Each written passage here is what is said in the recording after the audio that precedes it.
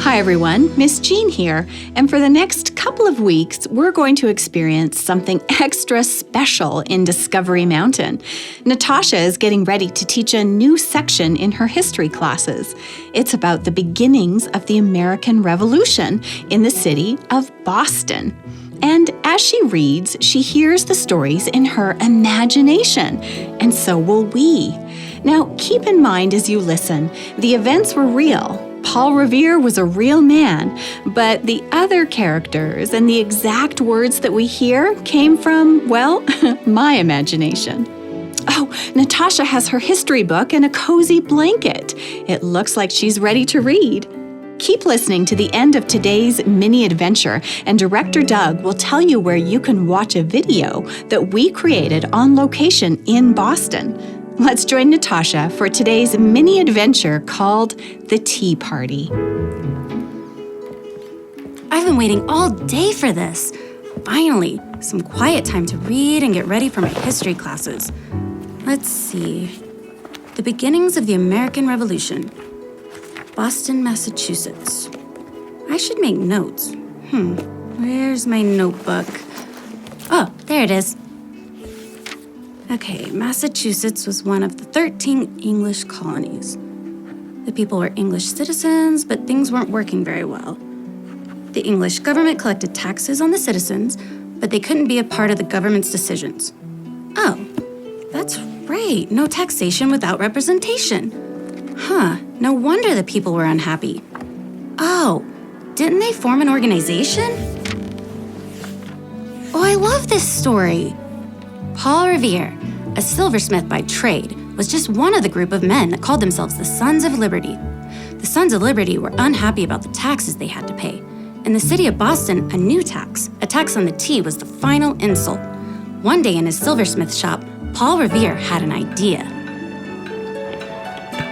Mr. Revere, sir, look at the shine on this silver tea tray. Ah, nice work, Joseph. But there's just one problem. Problem, sir?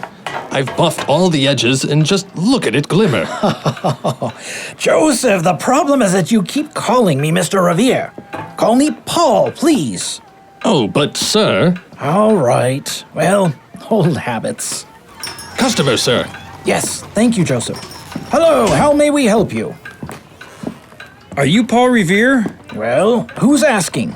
Oh, just a fellow Son of Liberty. One of the Sons of Liberty. How do I know that you are a friend and not a foe? Sir, he's a friend. I've seen him at the meetings. Well, Joseph here vouches for you. You are... Thomas. Well, Thomas, may I interest you in my silverwares? Joseph just finished a beautiful gleaming tea tray. Sir, I'm here to discuss tea, not tea trays. Ah, the new tax on tea. The English government now expects us to pay extra money for the tea coming off the ships from England. How? Sirs, beware. I hear a horse approaching. It could be Kemble, the English captain. Ah, thank you, Joseph. Good ear. Revere, how is business? Ah, Captain Kimball. How may I assist you today? Did your wife like the silver candlesticks you purchased last week? She was delighted with the candlesticks, even if they were only adequate. Ah, the lady has good taste. I say, Revere, what are you and your friends conspiring these days? Friends? Ah, my loyal employee Joseph and a new customer. Thomas, sir. I know who you are, Thomas.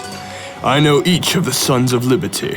Ah, well, Kimball, if I can interest you in one of my wares, please stay. And if I'm not interested? Then I bid you good day, Captain Kimball. Revere, my men and I are everywhere. Good day, Captain Kimball.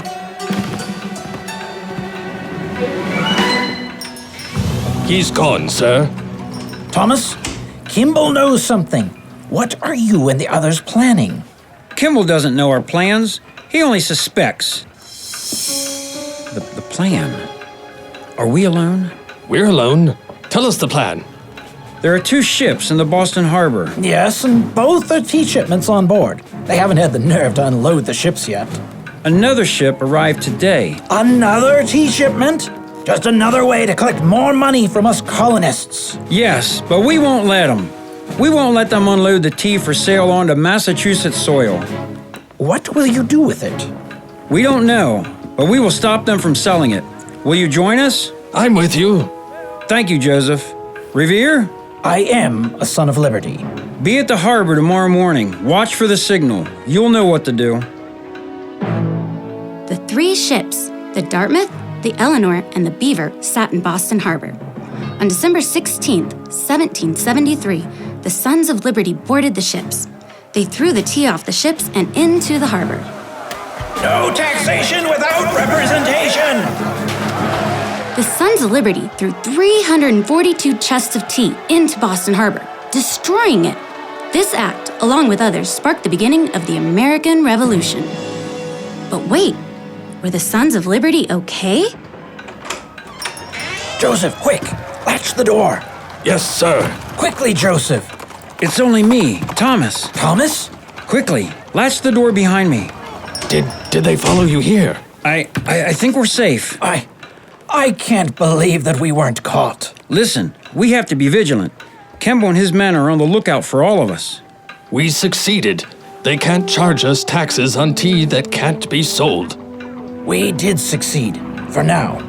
Let's watch out for each other. Yes, these events today, God is with us. Is it his plan that we form a new country? A free country? One where we have a say in our government? One where we can worship God freely? Gentlemen, we can only succeed if God is with us. Be in prayer. Shh, listen. We are safe, but only for now. I must get back to my family. Godspeed, Thomas. May God be with you. And you. Director Doug, did you hear the story along with Natasha? I did. I'm glad that this was a history story because I knew that it would turn out all right. Well, and it must have been scary for the Sons of Liberty. They didn't know what would happen that day at the tea party. Right. But they believed that God was on their side.